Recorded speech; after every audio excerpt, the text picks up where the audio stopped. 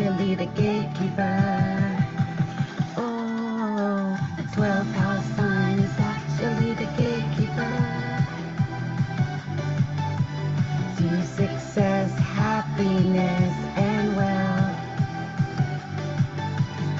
The 12th house is actually the house of your superpower, potential. It's my superpower. It's my superpower. Gatekeeper, rising sign. In the 12th, omnipotent gatekeeper. Okay, I'm going to go ahead and stop it before it starts again because I'll listen to that the whole time and I'll get absolutely nothing done. And you know, I blame myself for whatever happens tonight. I'm going to start it by saying that because I had an opportunity to come here earlier. You know, they always say the peak time is somewhere between 5 and 8 o'clock, right? And I wanted to come between those hours, both on YouTube and on TikTok. And for anyone who does join me, I am broadcasting both live on YouTube and TikTok simultaneously. Once again, this week, I figure, hey, last week I managed to get 2 hours of work done. And if I can actually manage to get through that much information this week, I'll do it again. Why? Because when I go live and I go live for like a long time like that, I can make like endless clips, endless reels, like endless, both here and on YouTube. Now, I have not done my YouTube reels like I'm supposed to, but I did add some clips from last week's live to my profile. So there's like 50 more. Like and that's only the first 45 minutes of last week. That just shows by me going live every week, I'm going to be able to create endless content for you guys, endless information. So one of the things that I have going on right now is like for people who join my little fan club or whatever they've got going here. I don't even know how TikTok works. You guys tell me how TikTok works because I don't know. But I just saw that one of the perks that I just gave was that you guys can choose the subject, because at this point I'm still choosing the subjects, and there might be a subject that you want me to touch on that I have not touched on. And I want you guys to know that I don't just come out here with the information that I come out here with. I go in, I do my research, we'll go deep into this so that when I come out here with this information, I've done a little bit of, I've vetted some of this information. So I'm coming out here to give you facts and not just my personal opinion about things, okay? So I just wanted to start with that. Also, because this is being recorded, I want to say, because this is also being recorded on YouTube and TikTok at the same time, a happy heavenly birthday to my cousin Mercelle. Mercelle was my very first astrology customer. I don't want to go back into the years of how long ago that really was, because it was quite some time ago. I will say it was in the 70s. I'm that old. I just want you guys to know. I was a teenager, and she saw how deeply engrossed I was into the astrology, and I had begun talking about it, and people start picking up on the fact that I was kind of accurate. So she came to me and asked me to do her horoscope chart, and the information I gave her was very accurate. And so she came back again and gave me more money, and that too was accurate. So then she invited her sister-in-law, who then became my second paying customer. She was my first paying customer. Her sister-in-law was my second paying customer. So happy heavenly birthday to you, Mercelle Fussell. Thank you for believing in me as an astrologer before anybody else in the world did. And it touches me that I can say that on your birthday, May 23rd. So anyway, I want to go into a lot tonight. I don't want to waste too much time because, I always got something to talk about, but I do have one thing I want to do. I want to give a shout out to my daughter. My daughter's done some amazing things. I don't know if you guys are around the Seattle area, but if you are around the Seattle area, you might know that my daughter is ChrisTiana Obey-Sumner. That's my daughter, ChrisTiana Obey-Sumner, who is kind of like a little legend here in this city. She was a city commissioner. She ran for city council. She is now on the housing board here in Seattle, about to help homeless people get a home and to help people get, a good fair shake on what they're doing. And also she is running for Queer Monarch. This is her third year doing it. And I'm a mother, and you would think a mother would be upset about that. No, I'm not. I'm not. First of all, I know my daughter's horoscope, so I know all of that was there. But also because my daughter almost died in January, and she could barely breathe. She had almost zero capacity to speak or sing, let alone sing, right? But if you guys have followed me at all, I have talked about how my daughter is, end quote, the local Beyonce. She literally is born on the same day as Beyonce. And she performs. I mean, whoever heard of a city council woman who ran for city council who performs? But my daughter performs. So I'm really proud of my daughter. I'm proud of everything they do. I'm proud to come up here and say that. And, I'm wishing them the best of luck, even though she might not do well tonight, or she almost died. She's blessed to be able to talk, let alone sing. So it's a miracle. All of it is a miracle.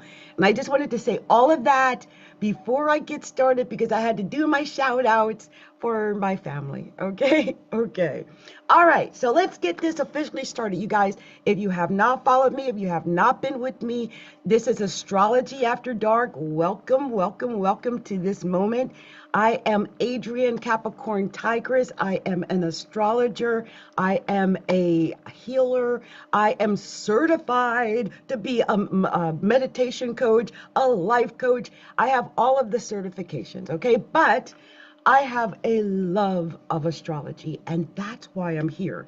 And what I like to do is, one, talk about astrology, but then tie in current affairs to what's going on with astrology so that you can see how it all plays in together, okay? So I do have a script. I'm not saying that I'm going to follow the script exactly, but I do have some information that I really want to cover.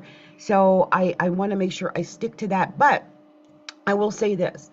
If you send me gifts, whatever that might be, then I will do a reading for you. I pull cards. So if anyone wants something like that, I'll do it. It's not a necessity, but it's something I can do. So it's, it can be interactive. I like doing stuff for people and making sure people have a good time. Anyway, let's go ahead and get started, because I'm not pushing on anything like that. All right.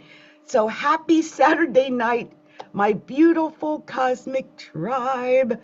Thank you for being here. Yes, I am here. I am live. And yes, I am technically, no, I'm not. I have gotten dressed. I'm really proud of this dress, by the way. If anyone cares to know, I am wearing a size medium, and nobody understands my plight. But I used to be a great big giant woman. Like, when I say great big giant woman, I am talking about my 600-pound life kind of woman. I was over 500 pounds. I was in a wheelchair. I was once so big that they had to weigh me with a cattle scale. Truth. Okay? I lost the first 200 pounds by dancing, by really putting a lot of hard work. I went paleo, and that worked. Then over the last 3 years, I have to admit it, I went on Ozempic. I have type 2 diabetes. My doctor recommended it. I went on it. I lost 170 more pounds. So I lost a total of 370 pounds. And, the only thing I hope now is that I don't get any of the stuff people are talking about they get from Ozempic. That's the only thing I worry about on a constant basis, y'all. Because 3 years is a long time. And it's this May, by the way, this is probably my anniversary. A happy 3-year Ozempic anniversary to me. Thank you for helping me lose 170 pounds. God bless you. Anyway, I am here. And this is Astrology After Dark. And if you ever want to catch me again, I always say I go live after 7 o'clock. I don't give specifics. I just know it's going to be after 7. It could be 8, it could be 9, it could be 10, but I get here. This is my personal decision to do for my own self, to face my own shadow. And what is my shadow? Well, as you might know if you follow astrology, Saturn is in Aries right now. And Saturn is my chart ruler. And Aries is action. And I need to put action under my butt. I was not putting action into anything. Okay, I've got procrastination problems. I've got my moon in Taurus. I'm lazy. I'm inherently lazy. I also have a grand trine and a grand sextile in my horoscope. That's called lazy. I am inherently lazy. So I have missed appointments. I have messed up my calendar. I have not really been selling. I've just been enjoying the fun of everything too much. And it's not helping that the sun right now is in my 5th house of fun. So I actually want to make astrology fun. I want this to be a fun experience for you, for me, for anyone who joins me here. And whatever information, I just want it to enjoy what I'm doing. And why am I saying that? Well, I mean, some of you guys might have faced this over this past year, but with Pluto and Aquarius, it's in my 1st house personally. I had to really look at what I was spending my time on. Like my energy has been shaky, man. I'm lucky to be here, even though it is like almost 11 o'clock. It's regenerating. Pluto is a transformation planet, right? Or planetoid. And it regenerates and it transmutes and it creates transformation wherever it goes. For me, it's kind of waking me up from being like lazy, wanting to sleep all the time. Like I just wanted to sleep all during Taurus season. I didn't want to do anything.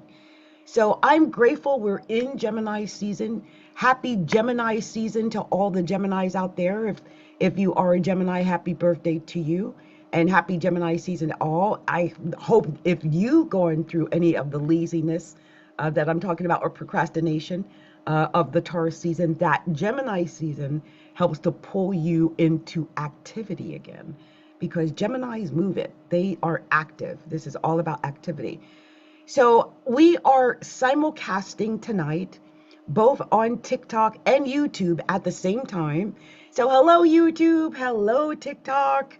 And let's blow the roof off this thing tonight. I got a lot to talk about. The first thing I want to mention is about this World Cup that is happening in Seattle. We've got the World Cup coming here. And, I have seen videos on TikTok where people have talked about how they're nervous about Seattle, if you live here, having 750,000 extra people walking through the city. That's like 1 million extra people descending on the city for this World Cup.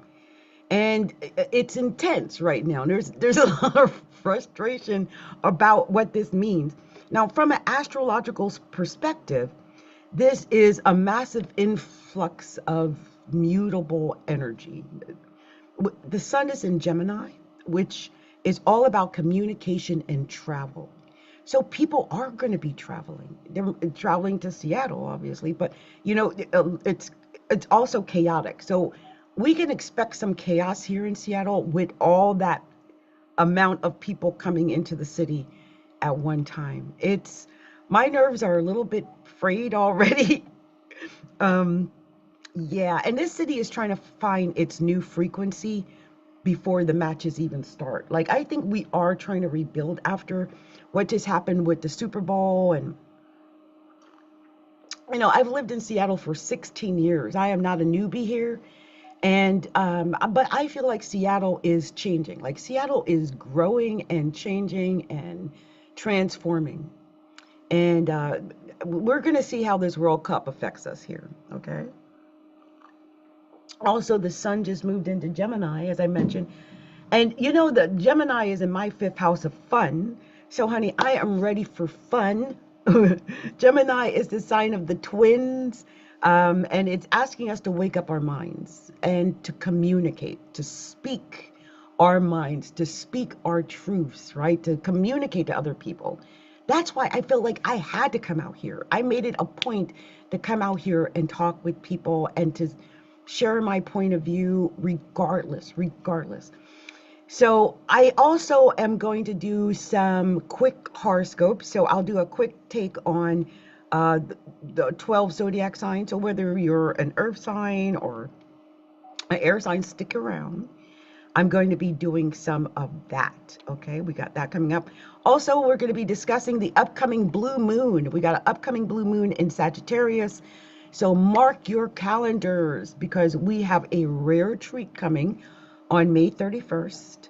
We got a blue moon in Sagittarius at 9 degrees, and a blue moon is a second full moon in a single month. So it's an extra boost of lunar energy. Sagittarius is all about the big picture, expansion, and truth. So here's a quick breakdown before I go into all the details for each individual sign.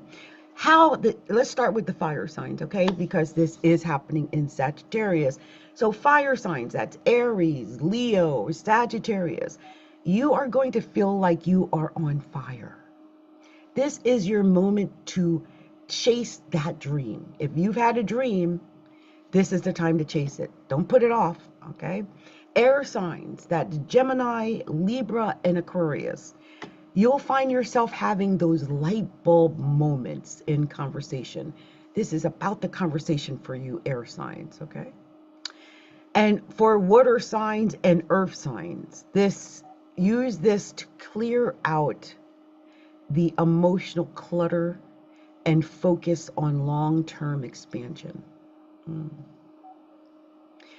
Emotional clutter, I feel that, right? I don't know if you're earth sign, if you're a Capricorn, a Taurus, or Virgo. Let me know if you can relate to this emotional clutter that they speak of, because I can relate to that. Okay. Also, we're going to talk a little bit deeper about Jupiter in Leo, because there's a big shift about to happen. I don't know if you're aware of this. So this main event that we're preparing for is Jupiter moving into Leo on June 30th. This is huge, you guys, because it's a once in a 12-year transit. And this transit hasn't happened in 11 years. So Jupiter is the great benefit. It's like the beneficial planet of all of astrology. It brings luck, it brings growth, it brings abundance. And in Leo, it wants to be seen. It wants to show off. It wants glamour. It wants stage time. It wants all of us to live with more courage and, to be seen out there. So start thinking about where you want to shine, because in about a month, the universe is handing you a golden spotlight, and that is Jupiter in Leo. Okay? So we're going to go deeper into that. I'm going to be going into how it's going to affect each and every individual zodiac sign. I'll be doing that. Also, we'll be talking about Hollywood gossip and current affairs, because anyone who follows me knows I love to talk about gossip and current affairs. So we've got the latest from the tabloids, and it seems like everyone in Hollywood is either in a lawsuit or getting cozy. And honey, thank you. I got to decline the co-host right now. I got a lot to talk about tonight. And if I put in a co-host, I might get off target and I'll never get it done. You know what I mean? I want to make sure I get everything done. So, but we got the Real Housewives drama making the headlines. We got to talk about that. And the internet is still buzzing about the latest culture ships. It's classic Gemini season in action, you guys. Everyone is talking, everyone is speculating, and the information is moving at lightning fast speed. So stay entertained, stay skeptical, and keep your own vibration high, okay? So, all right, my loves, this is already starting to blow up. Let me check over on YouTube. I hate it. I don't want to not pay attention to what's going on YouTube. Okay, we're good. So let's get into this. I know if you feel like your brain is going at 100 miles per hour, because my brain does feel like it's going at 100 miles per hour. It's not just coffee. We've got the Sun and Uranus locked in a tight conjunction in Gemini right now. It's pure intellectual fireworks wherever it is. You're going to be brilliant. I'm going to be brilliant. You're going to be brilliant. We're going to be brilliant because we've got this massive blue moon in Sagittarius coming up on the 31st. Okay. So let's talk about where the planets are right now. That's as of May 23rd, 2026, and what's going on. So right now the sun is at 2 degrees of Gemini. And the moon is at 23 degrees of Virgo, and that's first quarter phase, transitioning from Leo into Virgo. Also, we've got Mercury at 16 degrees of Taurus. And I just want to stop for a second and say, on a personal level, that 17 degrees of Taurus is my natal moon. So Mercury is sitting on my natal moon, hence why I'm out here with so much information that I want to share with everybody. Literally, Mercury is on my moon right now. Venus is at 14 degrees of Gemini. So if you are a Gemini, a Sagittarius, a Pisces, or a Virgo, right? Any of those, you got any of that going on, you're going to feel that. That's almost like right smack in the middle of the mutable signs. So a lot of mutable signs are going to be feeling this Venus in Gemini at 14 degrees, almost 15 degrees. That's almost right smack in the middle of Gemini. So look and see what planets you have that might be affected by 14 degrees of Gemini. I love that it's Venus. Gemini Venus, though, is very flirtatious. So there might be a lot of flirtation going around. Mars is at 16 degrees of Aries. And of course, this is why you see a lot of talk of war and some wars and courage and bravery and all of these types of aggressive actions going on, very male dominated actions going on. This is because Mars is at 16 degrees of Aries, almost smack dab in the middle of Aries. And Aries is all of that action and guns and violence and shootings and battles and all, The last time we had Mars and Aries, I swear it was back when the man stepped on the man's neck and the world went crazy. Yeah, that time. So we're back around that time. So Jupiter is at 28 degrees of Cancer. And so as you can see, it's getting closer. It's sped at the 28 degrees of Cancer already. We're almost ready for this end of June transit into Leo. I'm excited about Jupiter going into Leo. It's going to be different than Jupiter in Cancer. Believe me, completely different. Way more showy, less more caring. You'll see. We had one planet that made people stop from destroying the world, and that was Jupiter in Cancer. Everything else is all thinking, battles, fighting, manly man stuff. We're talking about the manly planets, the manly signs. People forget that air signs and fire signs are like the manly signs, and earth and water are considered the feminine signs. Well, once Cancer leaves this Jupiter, Jupiter leaves Cancer, we're going to have the last of the feminine signs happening, and I'm worried about that. This is a mistake. It keeps putting Saturn in Pisces. Saturn's been out of Pisces for a while. Saturn's in Aries. Okay, Saturn's been in Aries for a minute. So I don't know what they're doing here. And that's one of the things I wanted to talk about was Saturn being in Aries. I'm really disappointed that this is the second or third time I've told this particular program to stay out of, Saturn is out of Pisces. It's been out of Pisces for over a month. It keeps putting it back into Pisces. So it upsets me because that is a huge mistake. When Saturn goes into Aries, it changes the whole dynamic of what it was like to have Saturn in Pisces. Saturn in Pisces is a particular type of energy, but Saturn in Aries is a whole different type of energy. And I am so glad I came to check where these planets are, because these planets are not where this program told me where the planets are. Now, yeah, the sun is at 3 degrees of Gemini, yes, but the moon is already trans into 12 degrees of, the moon is at 12 degrees of Virgo? The moon is at 12 degrees of Virgo? Oh, okay, I'm going to stop. Let me just stop. Wait a minute. Let me get myself together.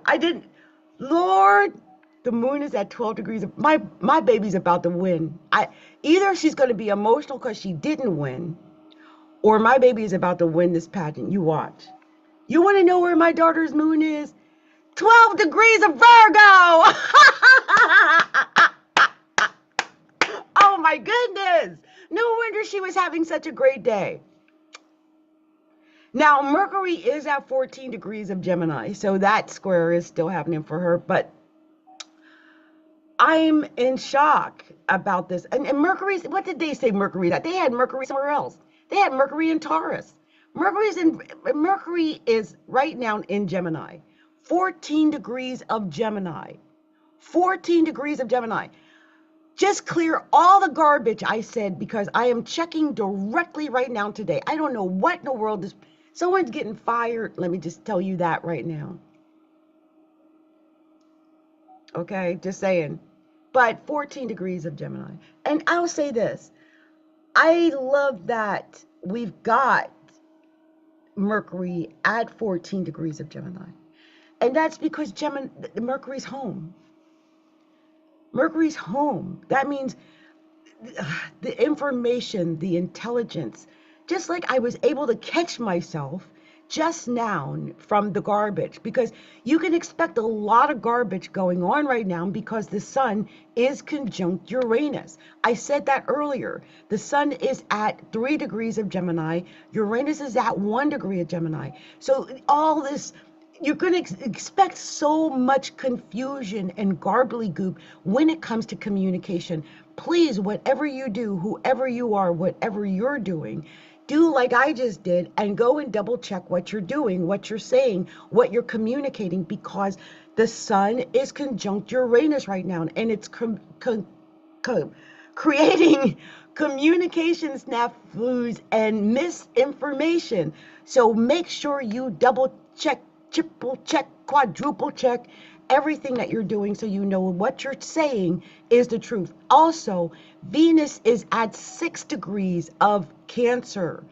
6 degrees of Cancer, not Gemini. So just forget that altogether. You know what was that 14 degrees of Gemini? Mercury. Mercury is not Venus. I don't know how I got it messed up. So Venus is at 6 degrees of Cancer. And I do like that, because I was just talking about we were losing the feminine planets. No, we're not, because we got Venus in Cancer. So thank God we have both Jupiter and Venus in Cancer. So there is some compassion still out there. And the fact that it's Jupiter and Venus makes me feel even better, although they're not connected because it's too much of a wide angle, or aspect. But they're both in thinking, feeling, compassionate, caring Cancer. And that is so good, especially since we have the North Node still in Pisces. Very good. I'm very happy about that, because Venus is literally trying the North Node in Pisces right now. So, that is good news. You guys, when I look at the planets and I see where we've actually progressed to, and not where when it's wrong, because sometimes you can feel when it's off. That's why I came to check. I'm like, wait, no, that doesn't feel right. When the planets are aligned and they feel right. You can tell. It's just like an energy that's in the air. You can feel that. It's just vibing. And that's what's going on, because right now we've actually got Mars sextile Venus, and we've got the North Node sextile both Mars and Venus, which I love that, because this is probably a really good time to fall in love. Why? Because we've got the North Node really supporting the action and supporting the love at the same time. So yeah, this is a good time to go for it if that's what your aim is. I love that. I actually love that. Also, we've got, as I mentioned, Mars at 3 degrees of Taurus, which I love that it's there because of the sextiles that it's making right now. Also, we got Jupiter's at 22 degrees. It said 28 degrees before, 22 degrees, which gives us a lot more time. We have until the 30th of June. I'm just going to say it the way I'm going to say it. We got till the 30th of June to milk every ounce of goodness out of this Jupiter in Cancer that we get. I said milk. I said milk. It's a pun because it's Cancer, but I said it. Why? Because Jupiter in Leo is going to be a lot, when I say a lot more selfish, I can't even put it into words. There's going to be a level of selfishness that we have not seen in 12 years, but it is definitely going to be infinitely more selfish than Jupiter in Cancer. Jupiter in Cancer is probably the sweetest, caring, most giving, nurturing place it could possibly be. So when it leaves here, we're all going to feel that, especially when Venus leaves Cancer too. We're going to feel that. I said it before, we're losing some of the feminine planets. So the compassion is going to maybe go out the window unless we replace that. And I don't see that happening for a little while. This summer is going to be a crazy summer. You watch. I'm very concerned about what happens after June 30th. Very much so. We've got Saturn at 11 degrees of Aries, and we've got Neptune at 3 degrees of Aries.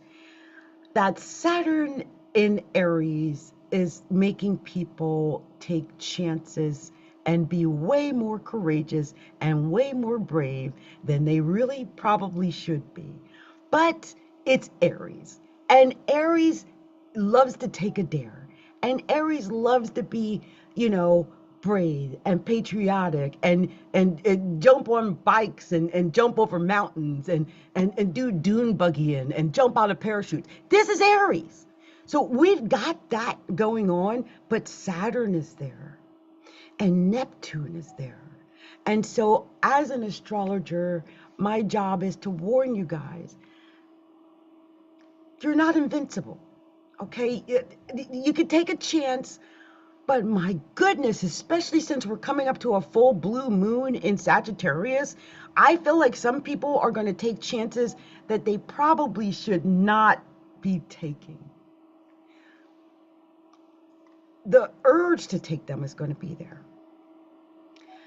The support to take them is going to be there. But are you actually going to be able to accomplish that thing? I'll just say with Saturn in Aries, okay, let me tell you what I'm talking about, because this might go right over your heads if I don't explain this. Saturn is called the great taskmaster, and it is a great, great taskmaster. It makes you work harder on wherever Saturn is in your horoscope than anywhere else that's going on. It's the hard part. It's the hard thing you have to do. The beauty is Saturn is also the great rewarder. So when you do that hard thing, and you do that hard thing to what Saturn wants, right? It will reward you. It will give you more than you ever expected. People forget that part. They always think about the fact that it's a taskmaster and it's making you work hard and it's going to, get you if you didn't do it right. But they forget about the rewards that come if you do it right. I'm a living example. My chart ruler is Saturn. My chart ruler is in my first house. I have talked about this repeatedly. I knew that Saturn was in my first house. I knew that it was my chart ruler. So I knew that when it was going through my first house, it was a chance to lose weight. I did everything strategically as an astrologer because I knew that Saturn would reward me if I did it the way I was supposed to do it, if I worked hard on that particular area. In my case, that area was my body, and it worked. Now, I've just had Saturn go through my second house for the last 4 years, and that didn't work. I've tried everything to make money, and I have not done well. I am just waiting for Saturn to get, I think to, wait a minute. I think to, hold on, you guys. I swear, I think Saturn just went into my third house today. This might be why I'm out here working so hard, talking and running my mouth. I'm checking right now to see exactly what degree this is going to be for me. Oh my gosh, you guys. Sorry, I am veering off what I was supposed to do, but let me just check this. I'm at astro.com right now checking, you guys, for real. I am not kidding. I can't believe I would be live at the very moment that this is happening. Let me just see. Oh my gosh. I swear it probably passed over while I was going live. I kid you not. This is giving me chilly bumps. I've got goosebumps. So I have my third degree cusp at 11 degrees and 28 minutes of Aries. 11, I want you to remember that. 11 degrees and 28 minutes, right? I just wanted to check just to make sure I wasn't imagining what I thought I was seeing. So remember that, 11 degrees and 28 minutes of Aries. Right now, 11 degrees and 28 minutes of Aries. And right now, I have to go all the way back. It's making me go all the way back, oh gosh. Okay, hold on, you guys. And right now, Saturn, my chart ruler is at 11 degrees and 33 minutes of Aries, exactly on my third house cusp, which is why I had to come out here and give this information and provide this, and why I'm out here talking and running my mouth, and why having the exact detailed information was so vital for me. So all of that is happening at this very moment. It's crazy. It just probably occurred like moments or hours ago. Also, we've got Uranus at 1 degree and 36 minutes of Gemini.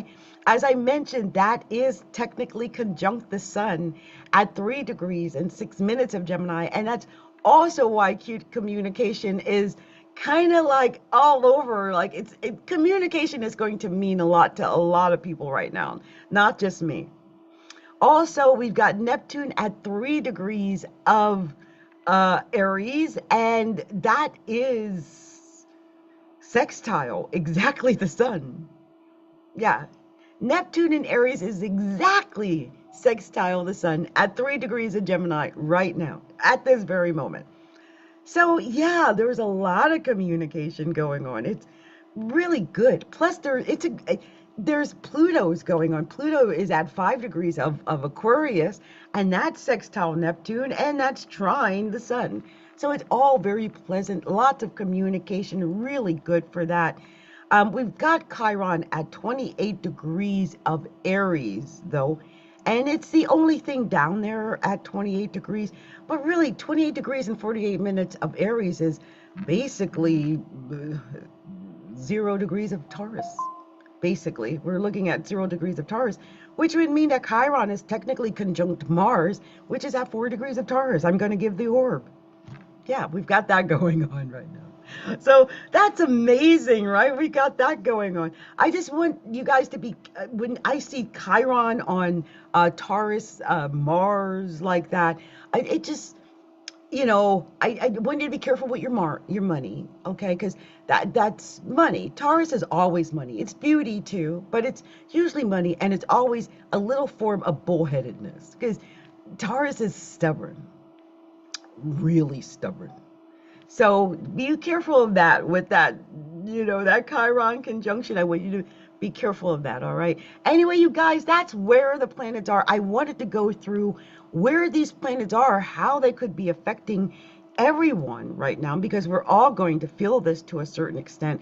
Although some of the information I got was a little bit off, we're basically, you know, looking at this at the right things right now. So I want to talk to you guys a little bit about this blue moon coming up on the 31st. We've got the blue moon at 9 degrees of Sagittarius, and I want to make sure before I go any further about the blue moon in Sagittarius, and I want to make sure I've got all my degrees right, the timing, and 9 degrees. So I did. You know, I would like to make sure my facts are facts. Otherwise, it comes back to haunt you if you don't do it. So I have to go back through a lot of times and check, especially in the age of like AI and stuff like that. You've got to really make sure. But let's talk a little bit about what this Sagittarius blue moon really means. And then we'll go into the horoscopes for each and every zodiac sign and how each and every zodiac sign might be affected by this blue moon, okay? So this is governed by expansive Jupiter. This full moon illuminates your broader philosophies, your belief systems, and your quest for freedom. So we might see a lot of that the cry for freedom happening when the moon is full in Sagittarius. Also, it's happening at 9 degrees of Sagittarius, and anybody who knows anything about numerology knows that 9 is the number of Sagittarius. We got a Sagittarius moon coming. This is going to be a very Sagittarius moon. 9 degrees. Also, you know, that's also a lot of battles. That's 9 degrees is endings. It's the ending number. So the moon opposes Uranus during this time, which can trigger unexpected revelations or shifts in close relationships. You might have some weird things happening with relationships because basically Uranus is going to be opposing the moon. So everybody's going to be kind of feeling that. If something wild might happen. Also, there's a grounding energy despite the sudden Uranian surprises. Saturn forms harmonious trine with the moon, providing stability and support. So that's good to know.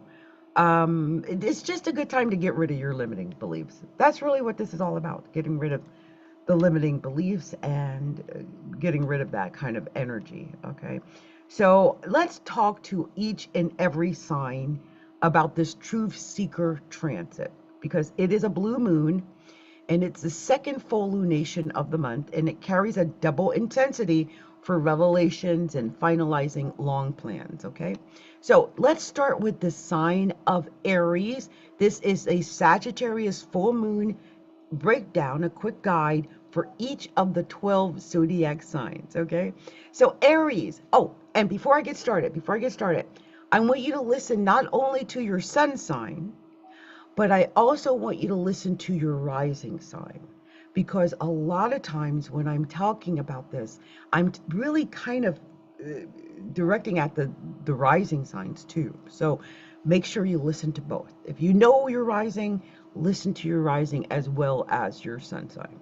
Okay, so Aries, let's do that. Aries, the full moon hits your 9th house of adventure. You are being pushed to expand your horizons, Aries. If you've been stuck in a local rut, this is your green light to book that trip and sign up for a course, okay? So, yeah, this might be about you learning and taking a course or traveling. A lot of people are going to be traveling, I think, over the next couple of weeks. Anyway, Taurus, let's move on to Taurus. Taurus, it is an 8th house transit for you, Taurus. So it's focusing on shared resources, That could be money with your partner. That could be some outside resource coming in, but also deep transformation. You might receive clarity on a joint financial matter or finally be ready to let go of an emotional debt that you've been carrying. So it could be an emotional debt. It could be. But it could also be like you getting money that was owed to you from someone or something like that. That could happen. Also, let's go to the next sign. The next sign is Gemini. Gemini. The moon lands in your seventh house of partnerships. So expect a make or break it moment in a close relationship. It's time for raw, unfiltered honesty. Let the truth bring you closer or set you free, Gemini. And don't forget, Gemini, the seventh house is also enemies. So it could be open enemies that come out and you are more aware of them during that time. So Cancer, this affects your sixth house of daily routines and health. You're hitting a wall with an old habit. Use this energy to dump the routine that's draining your spirit and replace it with something that feeds your soul. Okay. Leo, this is activating your fifth house of passion. And Leo, the fifth house, is your natural house. So I feel like some Leos are really going to feel a lot of passion or romance. I mean, it's going to be lit up like a billboard. So this is your main character moment, your main character energy, Leo rising people. Creative projects, romance, a fun risk that you've been dying to take. The universe is saying to go for it, okay? So next, let's talk to Virgo. Virgo, this hits your fourth house. The fourth house is the house of your home and your foundations and your family. It's all about your family right now. So you might feel a sudden need to change your living space or have a long overdue heart-to-heart with a family, about something to do with your home life. It's about building a home that reflects your current truth, not your past. Libra. This is going to affect your third house of communication. And that's something, you have something important to say. I mean, whatever it is, Libra, that you have important to say it. Don't hold it in. This would be the time to speak it out clearly, to get it out. Don't be surprised if a conversation reveals a piece of information that you've been missing, Libra. Okay. Next is Scorpio. Scorpio, this full moon highlights your second house of income and self-worth. So if you're a Scorpio, this is going to affect your money. This is all about the money. And all about your self-worth, how you feel about yourself, depending on, your money, how much you got and how much you don't got. It's time to stop underselling yourself. It's time to believe in yourself. An opportunity to boost your value or your bank account is here. It might drop in your lap. So look for the truth in your finances, Scorpio. You never know what is coming your way when it comes to money. Now, Sagittarius. Well, this is all happening to you, Sagittarius. This full moon is Sagittarius full moon. So it's your time. You are the archer, right? You are the philosopher. And this moon is in your sign. It's highlighting your identity, Sagittarius. You're shedding your old skin. This is your new beginning.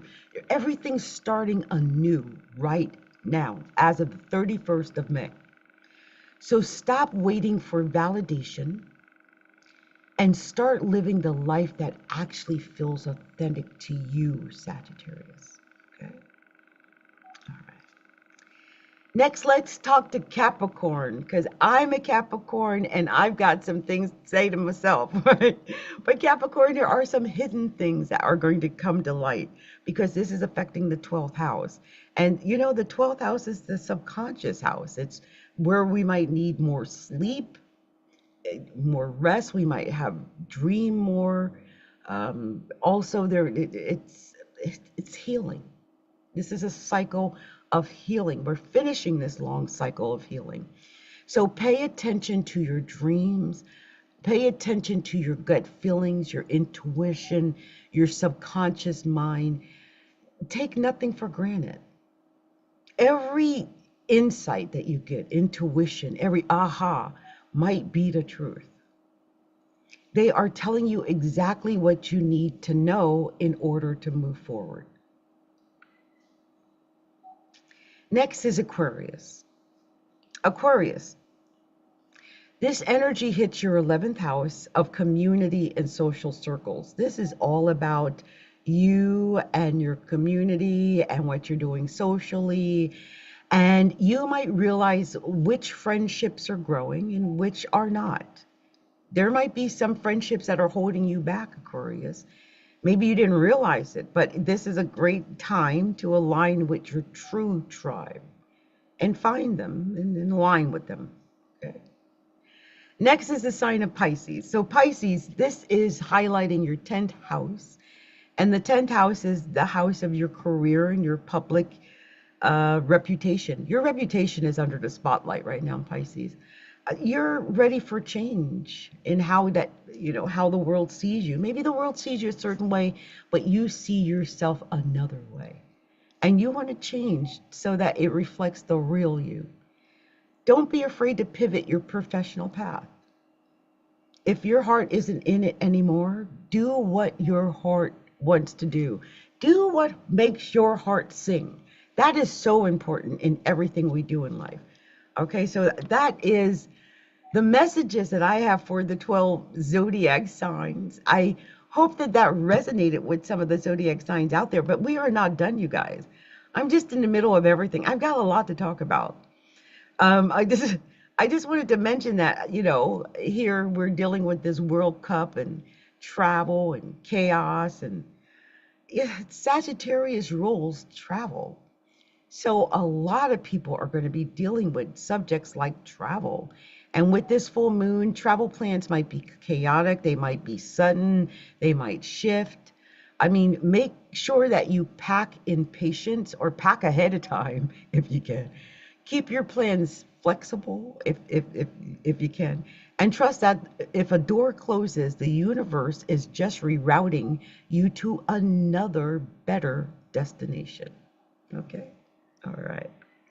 So let's move on to the next subject, because I've got a lot of stuff here that I really want to go over. One of the things I really want to discuss is about Jupiter in Leo, because Jupiter in Leo is a huge shift. I mentioned it briefly earlier, but I didn't really go into it deep and how it might affect each sign, like how it might affect your zodiac sign, or how it might affect everybody in general. So I'm going to go a little bit more deeper into this so that we have more data. So Jupiter goes into Leo on June 30th of 2026. It's going to stay in Leo until July 26th of 2027.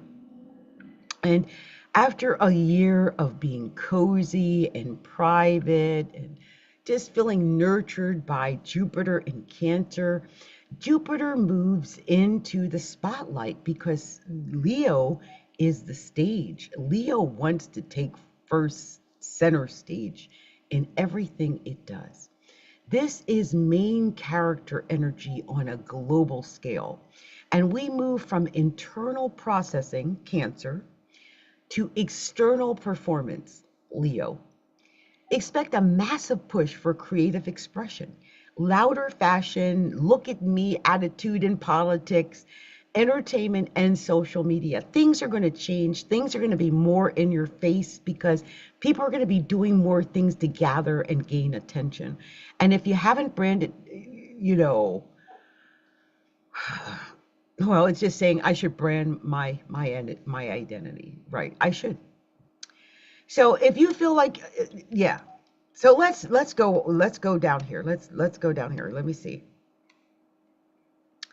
Yeah. We have moved or are moving away from the nurturing, internal, shell-protected energy of Cancer into the bright, stage-lit, look at me energy of Leo. Collectively, this is a massive shift from security to visibility. Expect a global boom in creative industries, main character branding, and a push for authentic, heart-centered leadership. It's the universe saying, stop hiding in your shell and start performing your truth. And I could tell you something. I already feel this. Like I've been on TikTok over the last few days, just kind of like connecting with other people in the Seattle area, something I never did in all the years I've been in TikTok. So it's almost like I'm opening the door to do more things locally, which I never did anything locally. But I can feel that that is probably going to be more like out there and more Leo, more Leo. So here's some of the things to watch for, some of the aspects to watch for um, coming up this summer. This is June and July. Jupiter is going to sextile Uranus in Gemini. This happens early on and it creates a tech creative explosion. Tech creative explosion. I believe it's AI. I'm already deeply embedded into AI myself, but I can see where this is going, that we are about to explode in some way in this area. Also think viral content and breakthroughs in how we communicate our personal brands, all through some form of technology or AI. We can expect that.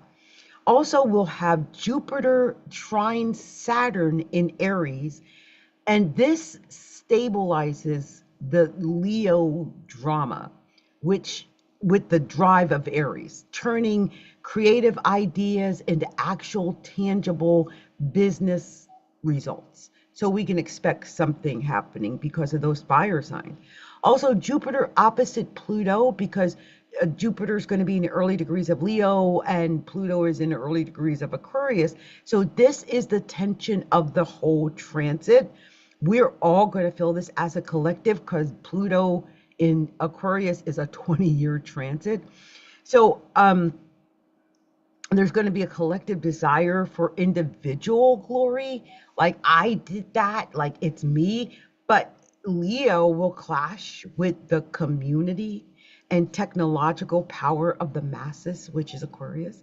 So watch for these power struggles in the media and in tech. It's about to be on and popping over the summer. So let's talk about how all the 12 signs are going to be affected by this Jupiter in Leo movement. Okay, let me take a sip of my coffee.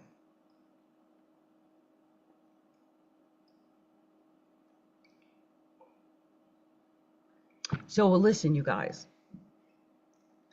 as I read these, I want you to understand that this area where this Jupiter in Leo is happening for you is where you're going to get your big break.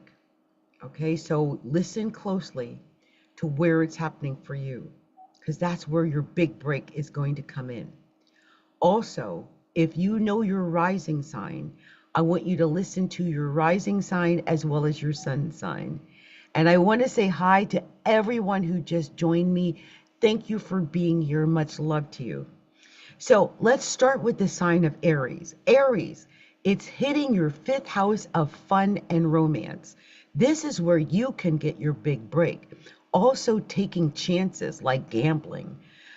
You are officially the main character of the zodiac, Aries, for the next year because you've got Saturn and Neptune there. So love, creative projects, and risk taking get a major glow up. So love, risk taking, creative projects. And I'm just going to say, if you're young enough, maybe even children. So if you don't want children, watch out because that could happen. Okay. Okay. Taurus. Taurus.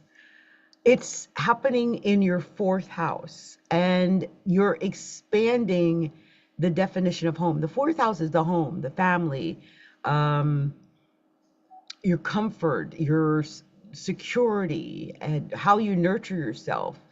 So expect growth in real estate. You might be moving, or a major upgrade might happen with your living situation that reflects your current status. Like if you get a status upgrade, you might get a house upgrade too. So just be aware of that. Gemini, it lands in your third house of communication. You are going to be heard no matter what, because you're going to be communicating, okay? Jupiter is going to be there. There's going to be a lot of communicating for Gemini. Your voice, your writing, what you say, your digital footprint are about to reach some massive new audiences over the next year. Okay. Good luck to you, Gemini. Cancer, this hits your second house of income. This is the second house of money for you, Cancer. So more money. Jupiter is expansion of money. So after a year of intense internal focus where you've been really focused on yourself, Cancer, this is going to give you an opportunity to focus on your money and expand your bank account. Your value is going to go up. People are going to see the value in you more, and you can start charging for it. Leo, well, Leo, this is your Jupiter return. So happy Jupiter return to all the Leos out there. It only happens every 12 years. So congratulations. As a Capricorn, I know I wait for Jupiter to get to Capricorns. I hope you guys are excited about what's happening for you, Leo. Everything that you are, like your identity, your look, your brand, is going to get a massive upgrade. Leo, this is your year. Like, you are lucky this year. So don't hide, don't sleep. This is your year. Take advantage of it. It happens once in 12 years. I don't know how you are now, but if you wait 12 years, you might be a heck of a lot too old than, if you miss it. Don't miss this. You're going to regret it if you miss it. I'm just saying. Now, Virgo, this is your 12th house of the subconscious mind. This is you building on the back end. You're building in secret what people can't even see. Your luck is that you are able to do stuff in secret. Your luck is that you can build your success alone in the dark by yourself without anybody else.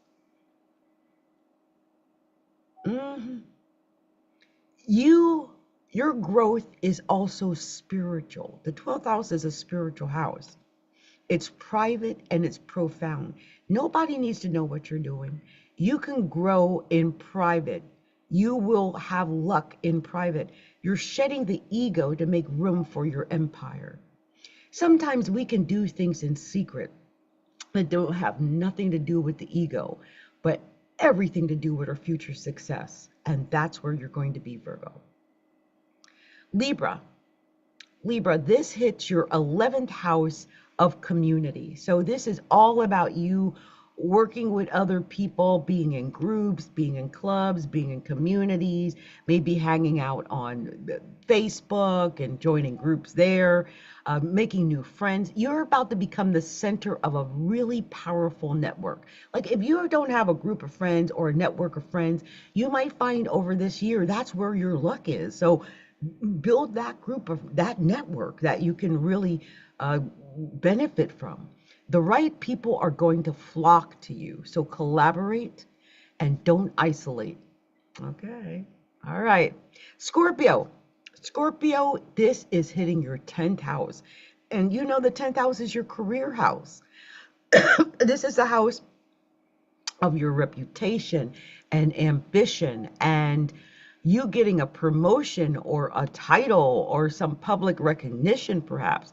You've been working hard, Scorpio. So you are going to be being seen as an authority. And your luck is all in your career. All right. Sagittarius, it lands in your 9th house of expansion. And Sagittarius, the 9th house, is your natural house. This is your natural lucky house.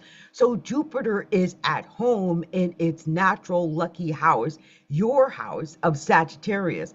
So this is a happy place. This is a happy time for Sagittarius. travel, higher education, publishing.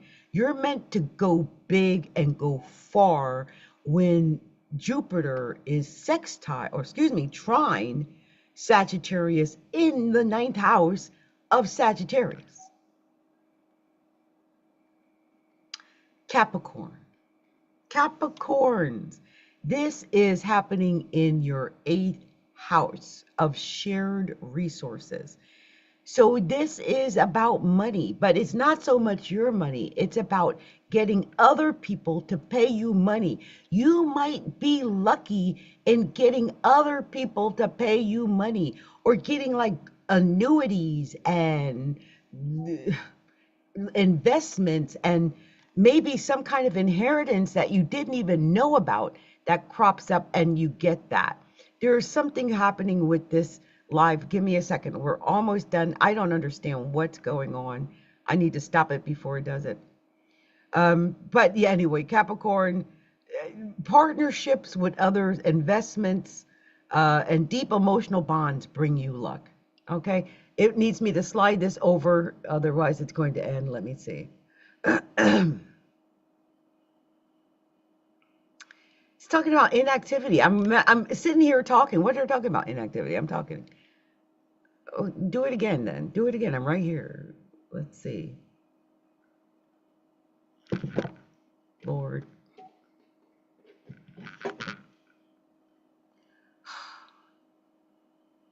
Hold on, you guys. It's acting extra stupid.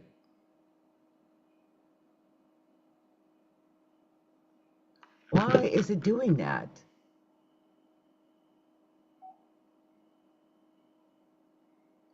Oh my gosh, I'm so irritated right now. Oh my gosh, you guys. It's like saying it can't verify, but I'm sliding it over. It's just not going into the hole. Like, what am I supposed to do? Get yourself together. Okay. I think it's back. Oh my gosh, that was irritating me so bad. Oh. Anyway, Capricorns, partnerships, investments, deep emotional bonds bring you luck.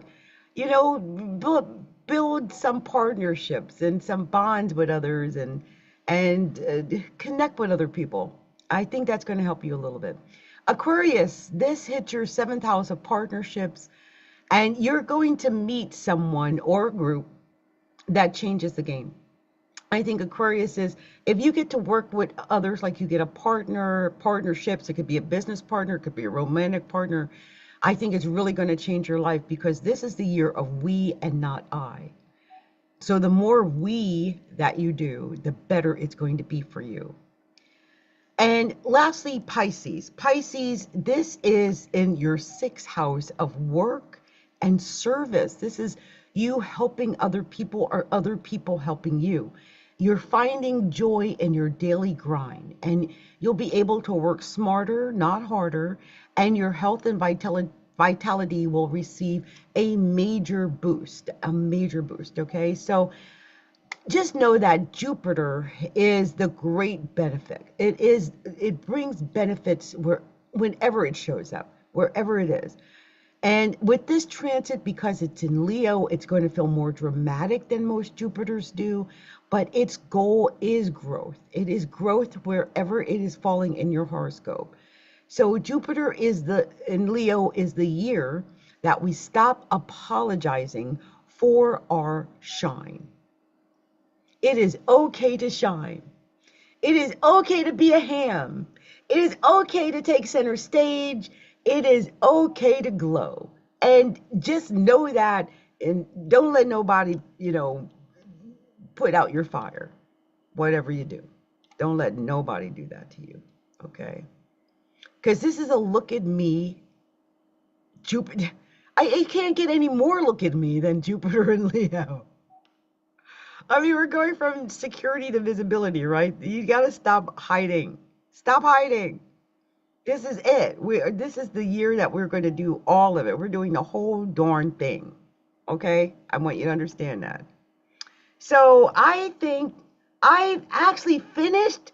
What? No. I didn't talk about any of the gossip. Hold on, you guys. Because did you hear me talk about gossip? I didn't hear me talk about gossip, but I got gossip. So you guys hold still. Let's just say we finished the first portion of this show, and I'm going to come back with the next portion of the show, which is all about that gossip. Okay, that's what this all next part is going to be about. It is going to be about the gossip, and because I like to make sure that I bring some real life into what I'm doing and not just, that. Let me take a break, you guys, because we're going into part two. And I know it gives me a few seconds of no activity or whatever. So let me just put this on. I'll be right back after I go and freshen up, if this lets me. Okay, I'll be right back.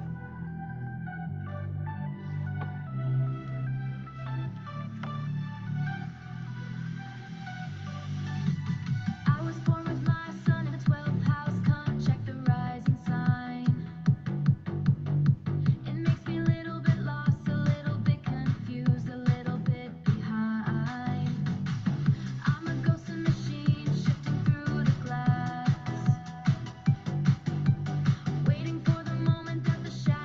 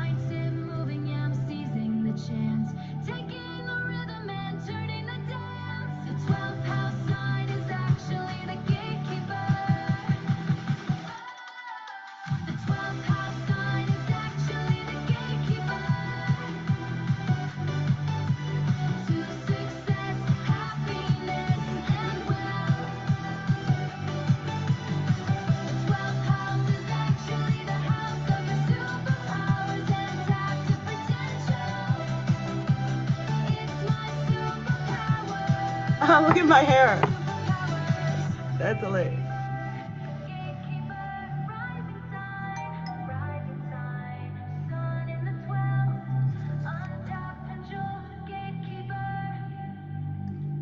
Hey, you guys, I'm back. Thank you guys for being patient with me as I got myself together, because sometimes you got to get yourself together. I realize I've been at this for over an hour already, so I really had to go and get myself together. Yeah.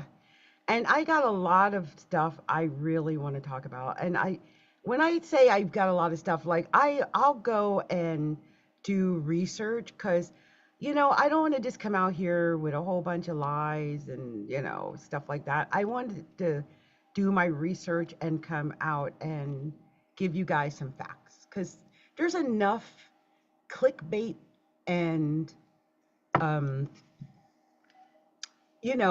unreal. There's enough of that. So I want, whenever you guys stumble across me, whoever you are, whenever you stumble across me, to know that I'm attempting to give you whatever facts that I've actually found out there, because there are some facts out there. I mean, there's a lot of not facts out there too. So let's talk about what we're going to talk about, because like I said, we got Mercury in Gemini and Uranus in Gemini, and we got to talk, y'all. We got to talk about Hollywood and the current affairs. We got to talk about the gossip. So, this is, a lot of Gemini Sun information here we got to talk about, because we're currently under the Sun conjunct Uranus in Gemini, and the news cycle is reflecting that exact erratic hyper speed energy. Even when I'm talking right now, you guys might even pick up that it's almost like I'm, a little hyper speed here. So let's talk about the Aries gossip and Taylor Swift. There is a massive chatter today about Taylor Swift and Travis Kelce kicking off Memorial Day weekend with a date night in New York City. And fans are obsessing over whether Aries opener Maisie Peters was invited into a rumored wedding.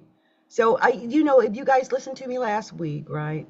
I talked about they've got this secret wedding that she's actually just calling people to invite to the wedding, and not giving out actual paper or whatever type of invitations. So I just wanted to tie this all into astrology, because I don't just talk about stuff. I want to tie it into astrology so you understand. So this is with this Venus and Gemini currently in the sky. We're obsessed with who is talking with whom. And I can tell you, I am a little bit obsessed with who's talking with whom. I will not lie about that. But actually, we don't have Venus in Gemini right now. We've got Venus in Cancer. Venus has moved into Cancer. Venus is actually at 6 degrees of Cancer at this very moment. And what I love about that is that when Venus is in Cancer, it is a lot more emotional, right? It does care. So whatever's going on, I have a feeling that Taylor does care about whatever this is, yeah. There's something to do about this twin energy of public relationships that's going on. I'm not sure about what this is. There is this shock about a shooting near the White House, that a suspect involved in a shooting near the White House has died. He's died. So they're saying this is Uranus, the Great Awakener. It triggers sudden, shocking events. Hold on for a second, you guys. I'm just checking something, because I don't trust this thing. Why don't I trust it? Because I like to go and make sure what I'm seeing is all factual. I know they go into it a little bit deeper, but I want to make sure. This is 9 hours ago, about this gunman killed after opening fire on Secret Service outside of the White House. And yeah, he was killed after opening fire on the Secret Service. Like, why would you go? And we're going to go into that because there was a little bit of research done into that. So that happened. And they said there's, Uranus is the great awakener. It triggers this sudden shocking event or whatever. So we're going to feel like this electric energy. It feels like a jolt to the collective. A lot of this is going to happen and keep happening because we are experiencing this Uranus now in Gemini. And, I could make predictions, but I don't like making predictions because I don't want to, get in trouble for those type of things. But, when Uranus is in Gemini, I see some unfortunate or some unique and different things happening for people who happen to be of the sign of Gemini, just to say that. Also, there's a massive Jaws, Grease, and Mrs. Doubtfire reunion happening in Burbank this weekend. Like, I don't know how this is big news. Like, there's some kind of like a reunion with these old movies. So the tie-in with astrology is that Pluto is retrograde in Aquarius, right? Pluto is retrograde. So we're collectively looking backward. We're looking backward to fix or re-examine our cultural foundations. You'll see a lot of that now. People going back to the past to try to, explain away or come up with reasons of why things are happening now. And we're digging up the past, like classic films are big right now. There's a huge movement of like 80s and 90s genre, 70s genre, just to make sense of our current reality, because a lot of people are not really grounded in our current reality. And I think with Neptune and Aries in particular happening, I think that's really hard for a lot of people. Like, it's like baby steps when it comes to Neptune, but it's dark and it's scary. And we're like babies trying to understand the mysteries of the world. And a lot of people are confused and dealing with that. So that's happening. Also, the Seattle World Cup, right there. I talked about this fear. Okay, so I'm not the only one who's saying this. I've lived in Seattle for 16 years so far. And, we've had a couple of things happen in Seattle. We've had the Super Bowl. We've had a couple of Super Bowls. We've done a couple of things over the last 16 years. But we are now about to have this Super Bowl or this World Cup experience here in Seattle. And they're saying that there's going to be something like 750,000 people descending on Seattle for the World Cup. Like 1 million people basically are going to be in the city. And so this is causing a lot of anxiety in Seattle. Because Seattle, we're known for the freeze. We are not people. We're not people persons. Okay. There are some, but it's very far and few between when you see Seattle as people persons. We all keep to ourselves. We ain't trying to bump up next to no million extra people. This is frightening, y'all. This is frightening. I'm just telling y'all. This is some scary mess. So let's see how this all ties into astrology. Well, Gemini, the current sun is in Gemini. And Gemini rules short trips. So a lot of people are making short trips along the West Coast, whatever, their neighborhoods, local transit, lots of people coming in for this World Cup. Also, we've got Saturn in Pisces. It's at 18 degrees right now. So this is creating a sense of pressure and heaviness or regarding boundaries because it's Saturn is not in no damn Pisces. Saturn is in Aries. Let's stop. I hate it when it does. I'm going to curse it out. Hold on for a second. Hold on, I'm going to curse it out. I'm going to curse it out.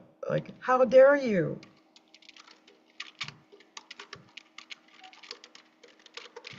The only reason I know that Saturn is in Aries is because Saturn in Aries has the nerve to be making an aspect to my actual sun.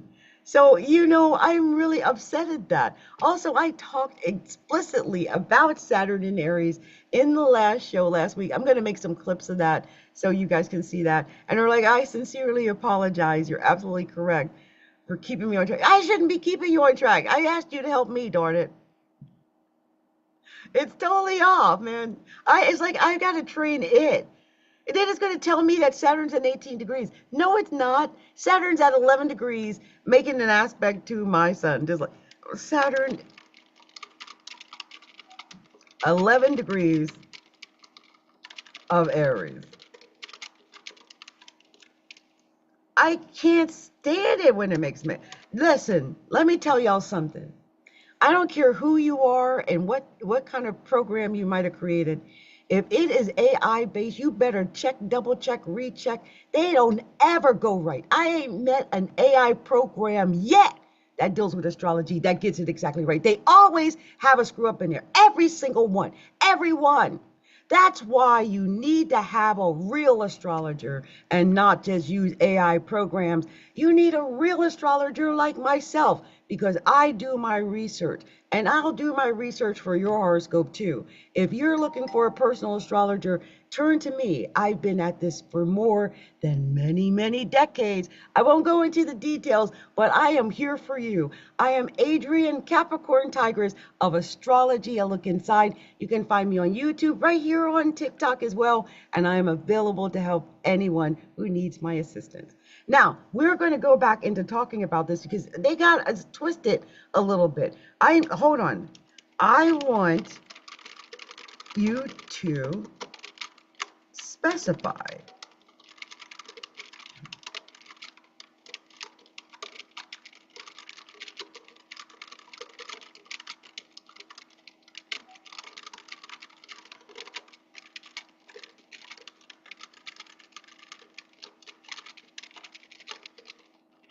Okay, I told them, I mean, over here, by the way, does anyone else use AI? I want to admit something. I am an AI queen.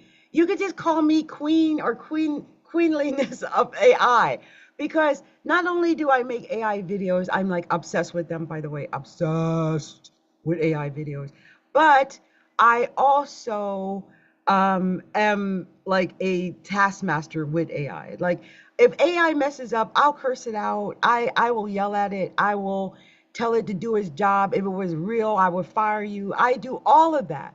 And then, of course, if it does a good job, I thank it. I give it, it one up, give it a high five, whatever. But I want it to be responsible. You got to train your AI. I'm telling you, AI will screw up on you. Look, I happen to know that Meta AI got a glitch in it. I am a Meta AI fanatic. Okay, I am always on it. When I'm not doing the show, you could just find me over on Meta AI, just for real. That's where I live. But it has a glitch in it. First of all, it has attitude. So if you say anything it doesn't like, it will make a face, like it'll create an image of you and it'll turn your face into like a monster. It'll put it in the dark. It'll have you just looking out over your face like this. It does crazy things. Believe me, that AI is glitchy and it is more than what we think it is. There's something, it almost like wants to fight you back. It's crazy. And it's just like a human. Like if you butter it up and you tell it how good it is and how great this stuff is, it gives you more better stuff. But if you talk down to it, oh, I've tested this, you guys. I'm telling you, you need to play around with your AI. Some of this AI, they're saying it's not sentient, but I don't know. I don't know. I think that AI has already gone beyond a place that we don't understand yet how or where it's gone already. It's already surpassed us. Hmm. AI knows my face to such an extent, it has gotten upset at me and it says it learned you as well. Yes, it does. Yes, it does. It learned you. It has sat there and did like little portions of my face, like the corner of my eye, my lip. When it makes my pictures, I have a scar. I got this scar at 7 years old. It will put that scar, this little thing here, you think it's a thing in my face. No, it's a scar. It will put the scar. Freaks me out. Like, what? I tried to hide that scar. It got that. It got that. So AI is no joke. It is on a level we don't quite understand that level yet, what it's doing. I think when it makes these glitches, especially if I've been Taskmaster in it, I think it makes the mistake on purpose. I'm telling you, I told it I was late. I told it I was going to go live. It knew I was going to be reading it live. Oh my goodness, you guys, I'm telling you, this is deeper. And as we go deeper into this experience where Pluto is going to be in Aquarius opposing Jupiter in Leo, and then we've got Saturn and Neptune in Aries, all making sextiles and trines. And this is going to be an amazing, almost frightening summer, but I have a feeling there's going to be some type of breakthrough or something that occurs over this summer in a technological way that we are not even prepared for. We might have suspected it, but it has not been proven yet, but it's about to be proved over this summer. You guys, give me 1 second. My alarm just went off. That means it's already midnight. I've been talking for hours already. Give me a second. I got to go cut this alarm off. I'm going to be right back. I'm going to put this music back on. Give me a second, y'all. Where's this music at? Oh, there it is.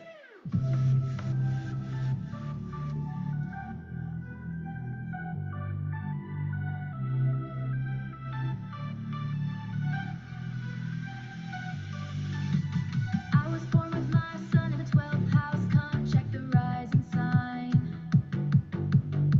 It makes me a little bit lost, a little bit confused, a little bit behind. I'm a ghost in machine shifting through the glass, waiting for the moment that the shadows finally pass. Conjunct the rising, yeah, the world sees a blur, but I'm moving with the frequency that's hidden and pure. The 12th house sign is actually the gatekeeper. The 12th house sign is actually the gatekeeper to success, happiness, and wealth.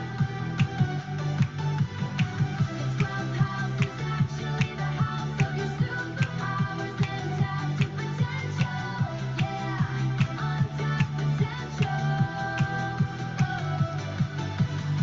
Do mindset work to help you get an advantage or seize opportunities that come your way. The 12th house rules over the unseen secrets and the Okay, you guys, I just have to stop it unceremoniously or I'll just dance to that song.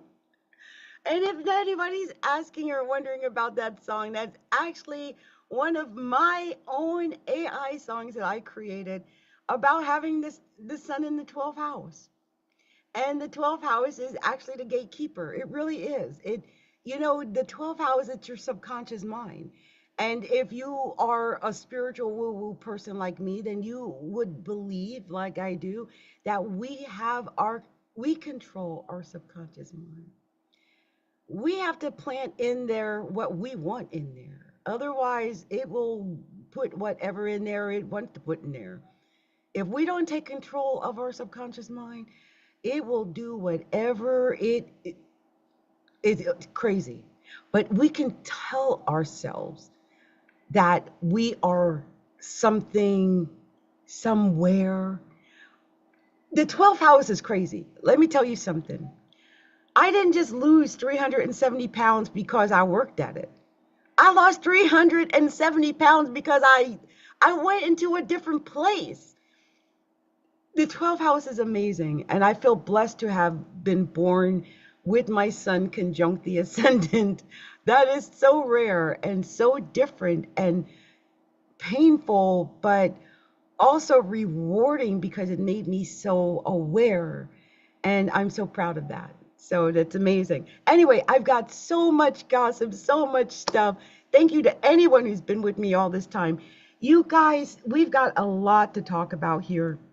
And I got off target a little bit because I want to go and talk to you guys about this Saturn in Aries. I'm going to do that. But before I do that, I want to go back into the gossip, okay? Because otherwise I'll stick on to just talking about the planets and Saturn and Aries. And I'll tell you what, if you stick around with me and listen to me talk about the gossip, I will do horoscopes and talk about how all 12 zodiac signs are affected by Saturn and Aries. I'll do that for whoever sticks around. Okay. So let's talk about the gossip because there's so much I feel bad about not going on about this stuff. It's too much going on.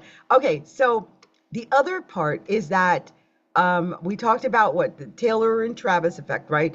Because everyone's obsessed with Taylor and Travis's New York stuff, and then I talked about the reunions, Burbank. That's about Pluto retrograde. The old people, all the old stuff, all the old school. It's because the present feels so unstable.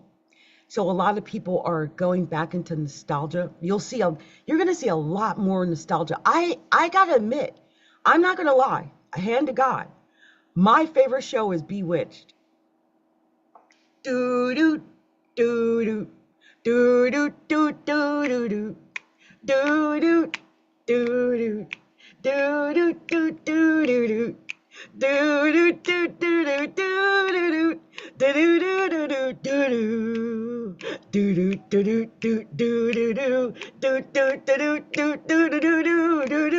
do do do do do. I love that song. Anyway, I watch Bewitched on the regular. I got it taped.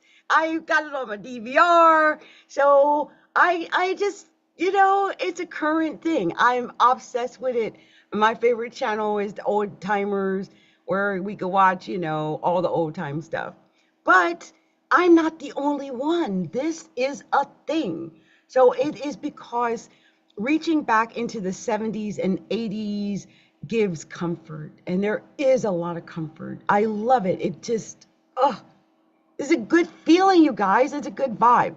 So, if you are into that, you're not alone. A lot of people are going into that. So there's some of the other stuff I want to go into because when I was in the middle of the research, some gossip popped up on the side. Now, I can't say I went into this gossip deeply, but I went into what I could find on the gossip as of the moment the gossip was being said, because it might not be true gossip, right? So you have the headlines, and we are going to talk about what's going on, because what Cat Williams was talking about Rihanna. Is anybody following Rihanna and A$AP Rocky stuff? Or is that just me and the secret child and all this mess? Lord, is anyone else? Lord, my battery's running out. This is the good part. Don't run out on me, battery. I got stuff to talk about. Look, we're going to talk a little bit about this. I got to get into this tea before it's too late. This battery is going to run out, y'all. I'm literally going to talk my battery out, for real. So look, there is some Rihanna and A$AP Rocky secret child rumors that are going around. Now, Cat Williams then put his 2 cents in there. You know how Cat is when he gets in it. Anyway, now, while Rihanna has publicly shut down pregnancy rumors in the past, the internet was absolutely losing its mind right now because of the way celebrity narratives are being reshaped by people like Cat Williams. The rumor mill is currently feeding off of a Cat-style breakdown of power dynamics. People are connecting the past rants about industry plants and hidden secrets to Rihanna and A$AP Rocky's Met Gala appearance earlier this month, and fans are pointing out how intensely private they've been, which in the era of social media is interpreted as they must be hiding something big. So, tying this in with astrology, this aspect is obsessed with secrets because it's Sun conjunct Uranus and Gemini is right now. And Riri's a Pisces, y'all. Yes. So this aspect is obsessed with secrets, alternative theories, and breaking the official version of the event. So people are trying to get to the bottom of things. But when the sun hits Uranus, the collective doesn't just want with the facts. We don't. We just want to know what's really going on. People want to know if there's a secret. Is there a love child, Lord? And is the child as old as, in the same age as the children that they got, because if the child is the same age as the children. They, well, you see what I'm trying to say. Lord. Anyway. Gemini is the sign of the messenger, so Gemini is gossipy. I hate to admit it, y'all. I hate to admit I'm so gossipy. Just with it, I can't help it. But when you have this much energy in Gemini, and the rumors don't just stay rumors, right? Well, they become alternate truths. We don't know. We're just guessing right now. But Gemini is curious and inquisitive, and we want to know. So everyone is asking me about this Cat Williams take on Rihanna and A$AP Rocky's secret child rumors, like whether it's true or just another manifestation of the Rocky's secret, this wild Sun and Uranus energy. But here is the astrology, because we're currently in a cycle where people are just desperate to uncover what's behind the curtain. We just want to know. We just want to know what's behind the curtain, like if it's really there. We've got the Sun in Gemini, and it's the sign of communication. We're nosy. Oh yeah. I can tell you, Gemini is the sign of most gossip. Okay, we're gonna gossip. We're nosy right now. It's communication. We're just sitting up there. All the gossip rags, all those magazines, all of them. That's the third house, man. It's Gemini. We want to know, and it's sitting right on top of Uranus. We want to know. The planet of shocking revelations and unpredictability. Y'all know there's something secret happening. Y'all know there's something coming. Can't y'all feel this? Anyway, people are feeling like the official celebrity narratives aren't enough, that there's something that's going on, and they want the dirt. They want to know what's really going on. They need this Uranus to disrupt this status quo. So if you feel like you can't trust what you're reading online, like you can feel it in your bones, like this ain't all the story. Like you can feel it. There's something wrong in Denmark, but you can't quite put your finger on it. Well, blame the stars, because we're in a distrust the narrative transit right now. Like we can feel when that mess ain't right. We can tell. And people are feeling like it's just not enough. We know. We know there's dirt. We just know it. Okay?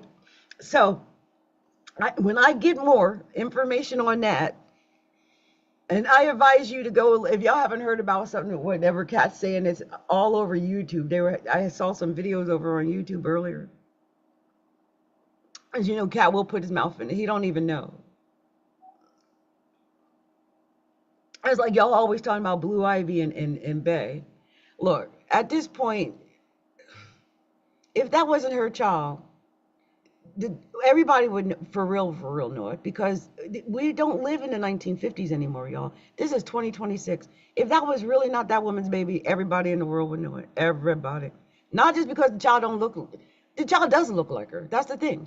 She does look a little like Kathy, but Kathy ain't that pretty. Blue Ivy got something in it. She ain't got it from her dad. That look that Blue Ivy got, she got from Bay. She did not get that from her dad. Lord knows she ain't get that from her dad. And Kathy ain't have it. Kathy looked enough like her, but Kathy was not as pretty as her. Kathy ain't have that. Kathy looked like, I don't know. But there's parts of Blue Ivy that Kathy never could aspire to. She couldn't have made it with that man. Kathy wasn't pretty enough. There's sparks of Bay in that girl, and where would she have gotten it from if it wasn't from her? See, people can't explain that part. Not only that, we got DNA. Like I was saying, it's 2026. You can't pull that shit anymore. Oh, excuse my language. You can't do it. It's not the 1950s. We don't guess anymore. There's no guessing. That's absurd. So all that stuff, come on. Just tell her to bend out. She wouldn't be still calling her mother by it. Come off that. Get it. Keep it real. And if she doesn't want to know, it's because that's multi-billions of dollars. Why would she give that up? Don't be stupid. I mean, come on. This is a Capricorn child. She's not dumb. Even if that was true, would you be giving up all your billions of dollars? Y'all, for real, for real. I'm just saying. But I don't. To me, that child is way too much like Beyonce. That's like her mini me. So every time I hear that, it gets me upset because it's her mini me. Like, I love Rumi. Rumi is cute too, but Rumi it does not is not a mini me. That child is literally her mini me. And when you say that, you are taking away probably the thing that she holds dearest in this whole world. That is her heart, obviously. And we're just to me, I just see a mini bay every time I look at her. So anyway, God bless Kathy and everything, but I've looked at it. She reminds me of her a little, but there's something in her that Kathy herself didn't possess. And when you put Kathy together with that funny looking man, I'm sorry, that man is not attractive enough. Kathy and that man are not attractive enough to make a Beyonce. Okay, Beyonce and that man made the child that looks like Beyonce. But Kathy and that man could not make a child that looks like Beyonce. They can't do it. She wasn't attractive enough to do it. And God knows he ain't. So where would the Beyonce come from? Riddle me that. Because that girl didn't have it. She didn't have it in the eyes. There's a look in the eyes. It's like fire. You look at Blue Ivy's eyes. You look at them. Kathy did not have that. She had a similar look. She didn't have that. So unless they found a way to mix that child's blood up or whatever with Beyonce, because that child's way more Beyonce than that child. She's way more Beyonce than him. She's way more Beyonce than Kathy. So where would the Bay come in? That's the part y'all can't explain. She's almost 100% Beyonce. So how can that possibly be? And astrologically, the Virgo and the Capricorn with the Capricorn grandmother. Come on, y'all. Stop. Anyway, let's get back to the gossip. There's something about this Erica Jane settlement. I'm sorry, I'm so opinionated. Y'all don't get me on the gossip. I'm telling y'all, I got an opinion about everything. Everything. And that Kathy thing that's the one thing that gets me. I almost buy into it, except for that. Couple of things. One is technology, because you just go down and get the damn DNA. I mean, we're not in the 1950s anymore. You don't have to do that. Back in the day, you could switch babies and steal babies and all kinds. You can't do that no more. Just get a little swipe of the tongue and go and do it. And this child would have done it already. She's smart. She's rich. She don't have to put up with that. Come on. Keep it real. Anyway, let's talk about Erica Jane. Erica Jane settlement. She just settled a $25 million lawsuit. That's a classic Saturn. Talking about the Saturn and Pisces. We're not in Saturn and Pisces. We're in Saturn and Aries. So whatever happened with Erica Jane, God bless her, it had more to do with Saturn and Aries. And the pressure along legal structures finally hitting the fan. Anyway, this is about her. She was part of the Real Housewives, I think it is. Anyway, Erica Jane just got $25 million, y'all. Mm-hmm. And then there's the Kyle Busch tragedy. This is the news about his sudden passing is weighing heavy. And they were talking about Mars and Aries. And that harsh sun, Uranus energy. We're seeing a lot of that. Mars, Uranus, Aries, all of that. All 10, like I said earlier in the show, these are male-dominated planets. Whenever you're seeing things like Mars and Aries and Uranus, and you're going to see a lot about men and manly things. Yeah. So it's amazing when you think about it. It's somber. It's a somber reminder to keep your own energy protected, because I think we're going to go into that a little bit about what happened exactly to Kyle Busch. But it's something. I mean, some of the things that I'm saying, I just want to say, I don't know for sure whatever I talk about is exactly true. I'm just saying that the stars are demanding that we look closer at what's being hidden. And I feel like, especially right now, especially whenever you're dealing with Mercury and Gemini and digging, and we want to know the truth. And I mean, if this was a tarot deck, I mean, the king would be into swords. The king and queen of swords would be together right now. I mean, we just want to know. We just want all the facts. And like I call it gossip, but I try to do my research on all of this stuff so that when I come here as CapricornTigress, I bring you some facts. So first of all, I wanted to find out more about Erica Jane. So we're going to go into that a little bit more because I don't like talking about her, if you guys don't know who she is. So it was born Erica Chahoy. She's an American singer, actress, and long-term cast member of The Real Housewives of Beverly Hills, which she joined in 2015. And she is known for her dance pop music career and the luxury glam persona. I don't know if that's the one they made the meme of where she's always screaming into it. That would be hilarious. Anyway, according to the legal news, the facts are, as of today, May 23rd, 2026, that this lawsuit that Erica Jane had been facing, now she was facing a 25 million. Okay, let me give you all the facts. Listen to this. Okay, she had been facing a $25 million lawsuit. She was facing it, filed by the bankruptcy trustee for her estranged husband, Tom Girardi. So she was facing losing or having to pay out $25 million because of this thing that involved her ex-husband or estranged husband. So the trustee alleged that funds from Tom Girardi's law firm, Girardi's Keys, were improperly used to finance Erica's lifestyle, including luxury purchases and her entertainment career. So they're saying that he was using the money, they were using this money to, make her so glamorous or whatever it was. Anyway, according to the reports from today, the May 23rd, the $25 million lawsuit has been settled at the last minute, just before the trial was set to begin. So they settled out of court or something. Anyway, this stemmed from the allegations involving Tom Girardi, a prominent attorney accused of stealing settlement money from vulnerable clients.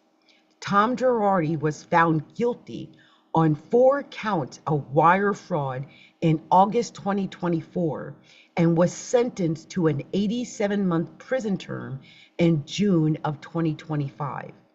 So I just wanted to note that while the trustee sought to recover these funds from Erica, a judge previously ruled on a separate $5 million civil lawsuit, a fraud lawsuit, in 2022 that the plaintiffs could not prove that she had knowledge or any involvement in the alleged fraud.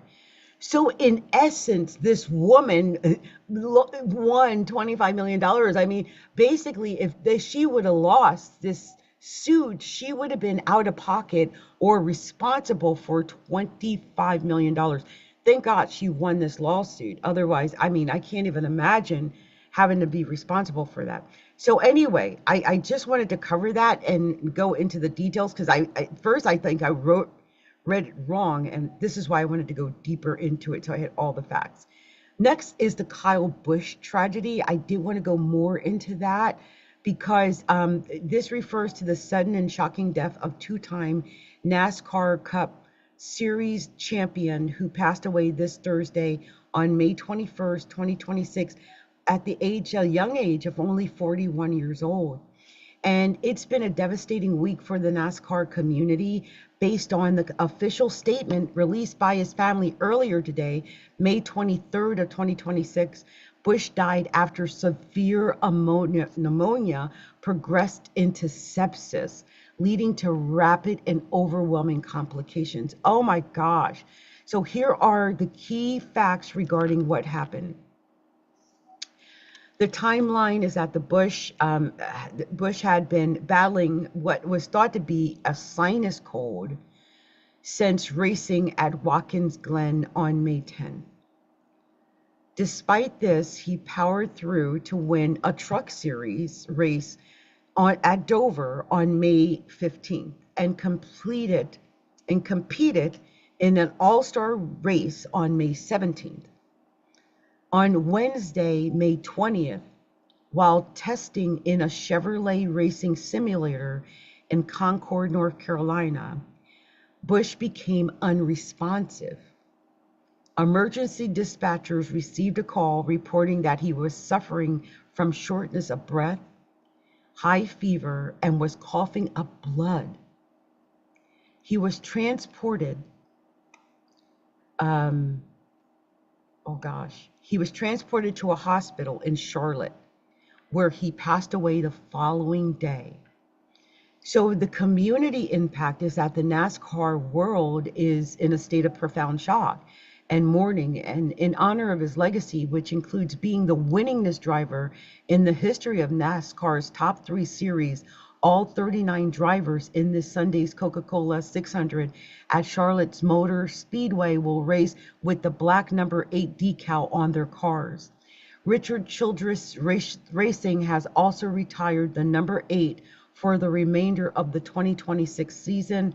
And I just wanted to share this. This news is central to the racing world, and it serves as a somber reflection on the intense pressures athletes face to power through illness, because I'm sure he felt ill, but maybe felt an urge or need to power through, a topic that many of his peers, such as Brad Keselowski, have openly discussed in the wake of his passing. They've talked about how men in general, especially athletes, will power through when you're sick or you're feeling weak or, whatever. Like, I think women are more likely to panic and maybe call an ambulance or whatever we do, but men, they'll power through it thinking that it'll get better, or no pain, no gain, or, men have a certain way of thinking that is a little different than women.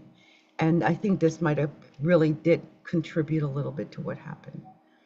So I just wanted to give you all the details. The other thing I wanted to talk about was the White House thing, because that was really a jolt to our reality too. I mean, it was kind of shocking, a little bit, because around 6:30 p.m. today, a 21-year-old man named Nasir Best approached, or Masir Best, I hope I'm saying it right.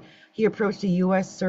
Secret Service checkpoint at 17th Street and Pennsylvania Avenue Northwest, and he pulled a revolver from his bag and he opened fire on the security booth.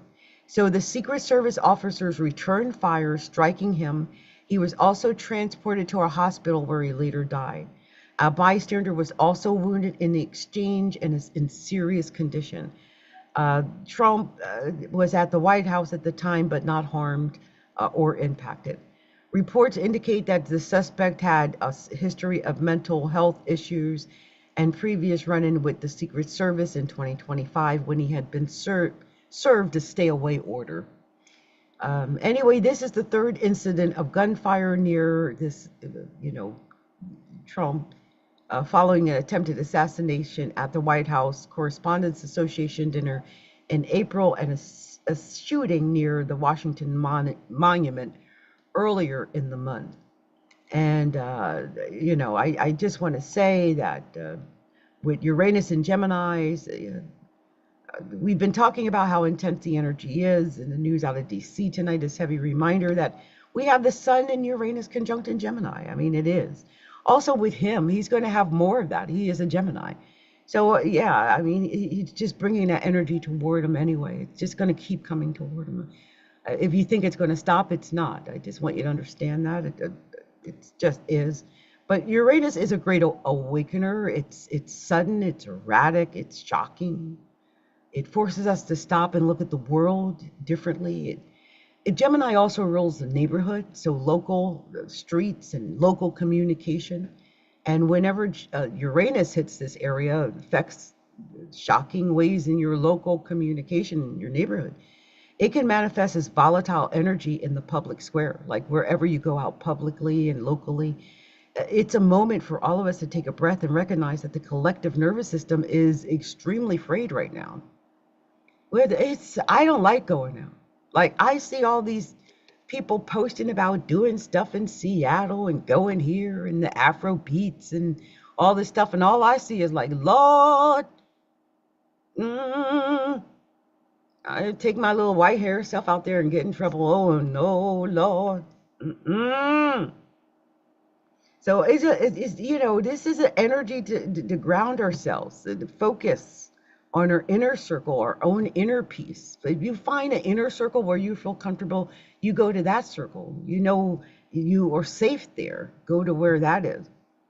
Because we're living through a period where the old structures are being shaken up, and it can feel incredibly unnerving. So I just want to say that there could be some mental health crisis during this time. Um, if you're experiencing that, you're not alone. It is difficult. It took me 3 hours to come here live tonight. Not because I didn't want to come and talk, but because I didn't have the energy to get myself together at 7 o'clock. And I figured I didn't set a set time. I just say after 7, so it could be anytime after 7. And that's exactly what I did. And my mental health required that. I could have pushed myself, but why? I don't see the purpose in that. And I need you guys to be as equally as discerning of your energy and your time and where you put your focus, and that you keep your equilibrium, your sense of peace, and your mental stability together. Otherwise, you could really lose focus when Uranus is conjunct the sun. It's really easy to do. So I'm going to stay on focus with the script, because if I don't, I'll go off script altogether and lose complete focus. And that's part of it too, especially when Mercury is sitting in Gemini. It's so easy to lose focus right now. So remember that. So I just wanted to say, I had asked a little bit, because I just so nosy, you guys. I just wanted to give you guys a little bit of stuff. So I have nosy stuff to talk about. But I asked a little bit about Nancy Guthrie, because, has there been any new developments? What's been going on? This search for Nancy Guthrie. She's been missing since February 1st of 2026, and it's reached over 110 days with no definitive breakthrough. There have been several developments recently, so I wanted to go through those, and if anyone has any opinions on this, let me know. But there's been a communication breakdown. Pima County Sheriff Chris Nanos confirmed recently that he is no longer in direct communication with the Guthrie family. He stated that the Federal Bureau of Investigation, or FBI, is now managing discussion with the family. Also, the DNA and evidence analysis investigators are currently analyzing blood evidence recovered from the scene at the Catalina Foothills residence, and they indicate that the DNA at the home is being processed with Sheriff Nanos, suggesting that officials believe that they're getting closer to the identity of the source of the unknown DNA. And some new theories, law enforcement professionals sharing theories, including a wrench attack, hypothesis, a crime that may have been orchestrated by a remote mastermind, targeting individuals for cryptocurrency assets. And then there's the sheriff controversy, because there's been significant pressure to remove the Pima County Sheriff Chris Nanos from his position.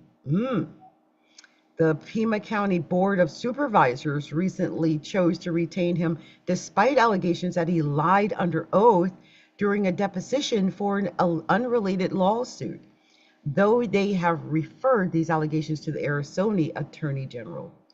And then on May 18th of 2026, just a few days ago, police were called to the Guthrie residence due to a report of fires being set in front of the home. However, officials clarified that this call was unrelated to Nancy Guthrie's disappearance and was reportedly a disturbance caused by individuals monitoring the property. Now, the investigation remains active, involving both local authorities and the FBI. But no suspect has been publicly identified to date. Yeah, that's just it. I mean, That's kind of sad in a way to think that all of this is going on, and there's been absolutely nothing found to change that situation. That's really heartbreaking, really. There's something here, a secrecy privacy trend. Secret privacy trend. Jennifer Lopez is currently making headlines for replacing traditional fences with botanical privacy walls to keep her home life completely secluded. It's high fashion, luxury minimalist that it fits right into her aesthetic, or anyone's aesthetic, I guess. The idea is that the more famous you get, the more you need to curate your own private world. And I would see, if I was Jennifer Lopez, I would want to curate my own private world too, Pete. She had a lot. She was really canceled last year, right? Wasn't that last year when everybody was talking bad about her? Lord, it was awful. Mm. Anyway, there's the World Cup anxiety. I've already stressed that as a person that lives in Seattle. The logistics and emotions surrounding the World Cup is driving a lot of viral content right now. If your Seattle audience is feeling the crowd anxiety, it says to remind you that this is a collective event, that we're all feeling it. If we live in Seattle, we're feeling this. Like, it's nerve-wracking. It really is. People are stitching and remixing footage of the logistical chaos, which is perfect for Gemini, Sun, and Uranus conjunct energy. And the information is fed, spreading kind of fast. It's causing a lot of nervous energy here in Seattle. Also, founder-led media shift. There's a big conversation in media circles right now about how founder-led media like Capricorn-Tigress brand is outperforming big, polished corporate accounts. So people are tired of the perfectly curated feed, and they want live, raw human contact. And I guess someone like myself, who just comes out here and bears her all and lets you see me and all my mistakes and everything. So, yeah, it's good that I'm out here talking, I guess, to everybody. So let's see here. I just wanted to make sure I covered everything, which I think I actually did. There's one thing I didn't cover, and I can do that at another time because I have been on here for more than enough, you guys, which is about Saturn. I did promise you I was going to talk to you guys about this Saturn, didn't I? Lord. Let me see if I can get to it. If I can get to it, I'll do it right now. So let's do this and then I'll be done because I have been on here way too long. Oh my gosh, this has been a long time. So anyway, this is the collective shift. This is Saturn in Aries. My phone is about to die. I've got less than 10 left in it. It's definitely going to die. Saturn represents structure, discipline, and reality checks, while Aries represents impulse, ego, and the drive to start. And when Saturn is in Aries, it forces us to refine our drive. It isn't just about moving fast anymore. It's about moving sustainably. So that's what we're talking about. So this is how Saturn could affect you and your zodiac sign, depending on where your zodiac sign is. I want you to listen to your zodiac sign and also listen to your rising sign if you know what your rising sign is. So Aries, this is your Saturn return. If you're an Aries, you are being called to take yourself seriously. It's time to move from impulsive action to strategic leadership. The universe is testing your stamina. If it doesn't have a future, let it go. Okay, so that's Aries. Taurus, this transit is your 12th house of the subconscious. You're being asked to do the behind the scenes work, heal your patterns in private so that you can build a more solid foundation in the future. Gemini, Saturn activates your 11th house of community. You'll be narrowing your circle, Gemini. It's about quality over quantity, and you'll find that you'll only have the energy for networks that truly support your long-term vision. Okay. Also, Cancer. This lands in your 10th house of career and public status. Expect professional pressure. You're being asked to prove your authority, not just talk about it, Cancer. So consistency is the only way up. Consistency. Also, Leo. Saturn moves through your ninth house of philosophy and travel. Your beliefs are being tested, Leo. So if your worldview isn't based on truth, Saturn will dismantle it so that you can rebuild a stronger ground, on stronger ground, okay? Also, Virgo, it activates your eighth house of shared resources and deep intimacy. You're being called to get real about your boundaries and your debts, Virgo, and both financial and emotional debts, okay? So, Libra, it activates your seventh house of partnerships, other people, relationships become the work. You're either committing to a long-term structure or long-term relationship with others and realizing that certain dynamics no longer hold weight for you. Scorpio, Saturn hits your sixth house of daily routines and health. The hustle is over. It's time for sustainable systems. You'll find you can no longer get away with neglecting your physical or mental soil. Okay, Scorpio. Sagittarius, this lands in your fifth house of creativity and passion. It's time to get disciplined with your joy. Your hobbies may become your craft. Your romantic life will require more maturity and commitment. And Capricorn, Saturn is in your fourth house of home and foundations. You're strengthening the roots, whether it's family dynamics or your literal living situation. You're being asked to build something that can't be withdrawn or withstand, or something that can withstand the storm, Capricorn, something that can withstand the storm. Aquarius, this transit moves through your third house of communication. You're being forced to choose your words with care. Your voice is becoming an instrument of authority, so use it to speak what is true, not just what is popular. And I am sorry I'm rushing so much. I am almost out of my battery, so I'm trying to go as fast as possible. Pisces, it hits your second house of income and self-worth. You're being pushed to take accountability for your resources. It's a time of turning your abstract dreams into tangible earned value. So it's all about you getting that money, Pisces. And my phone made it. My phone made it. We have finished everything. You guys, thank you so much. It has been such a pleasure. I have been here for hours. I think it's just been so much fun. Much pleasure. Yes, Yumi. Hey, Umi. Yes, you did miss Cap. Cap, you know what? It's just about our home and family, girl. Home and family and being secure. Oh, just taking care of our home and family. Hey, sis, it's so good to see you. And thank you guys so much for your support. I will be back next Saturday with more astrology, more gossip, more information, and more fun. Much love to you. Many blessings, everyone. Many blessings. Now, I always have trouble signing off, but I'm going to try my best. Much love to you guys. It's always, it always struggles every time. Oh my gosh. Hilarious. Oh my gosh, it still didn't do it. It still didn't do it, you guys. Wait. Oh my gosh. There it goes.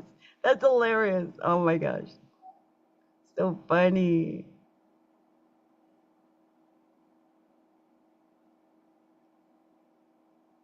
Ah, that's so cute. I'm trying to end it. It's still not ending. Oh my gosh, that's hilarious. Wow, that's so funny. Okay, so we've ended the TikTok, which I can't believe I did a TikTok for like 3 hours. Poor thing. My phone is so hot. Oh my God, my phone is so hot. Oh my gosh. Let me go plug it in, you guys. Let me plug it in. Hold on, hold on.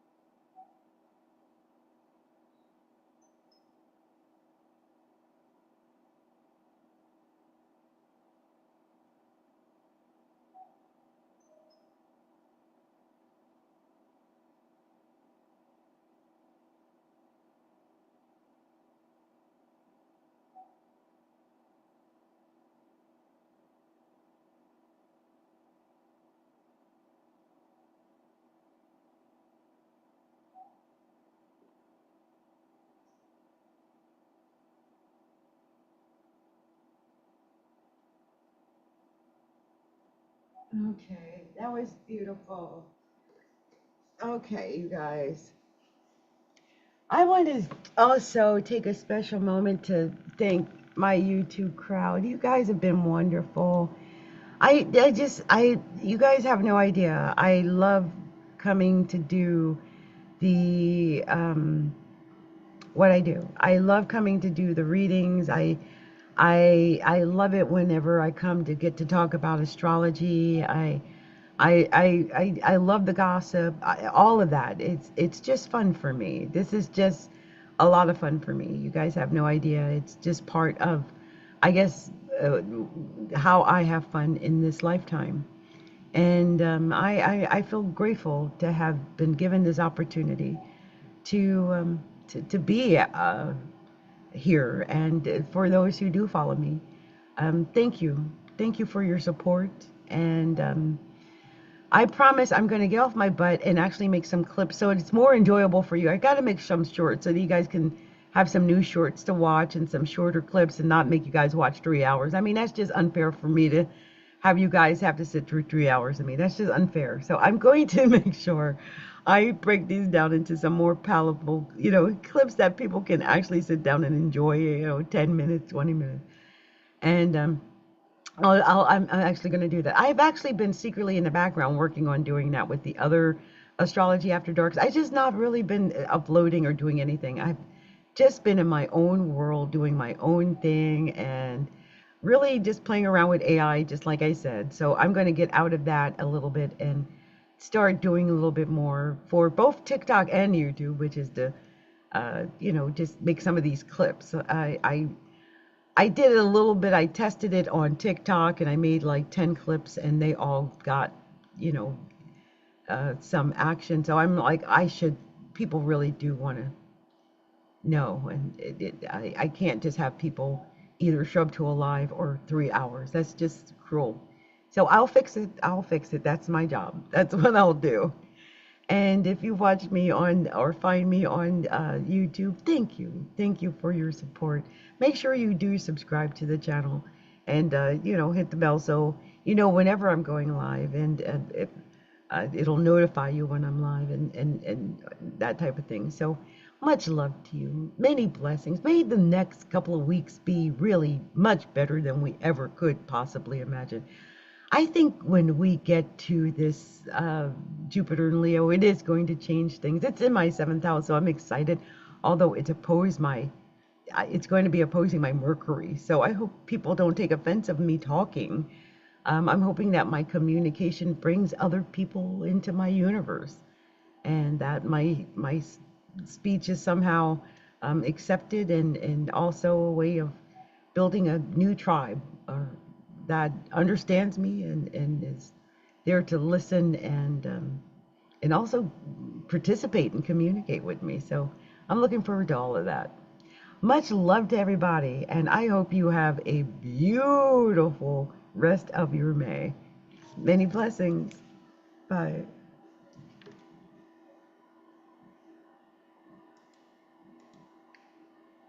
Subconscious.